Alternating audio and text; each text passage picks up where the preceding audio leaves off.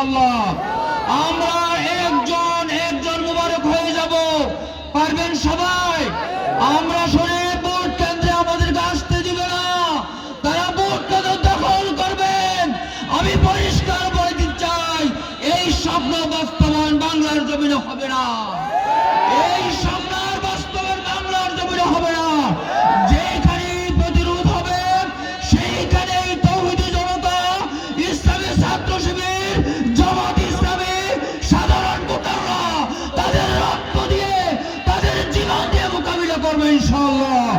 আসুন আগামী দিন 12 ফেব্রুয়ারি আমরা আমাদের মনোনীত প্রার্থী ডক্টর মোবারক ভাইকে বিপুল ভোটে বিজয়ী করে ফুলের মালা দিয়ে চাল্লার মাঠ থেকে বিজয়ী মিছিল হবে ইনশাআল্লাহ। আল্লাহ হাফেজ। আসসালামু আলাইকুম ওয়া রাহমাতুল্লাহ।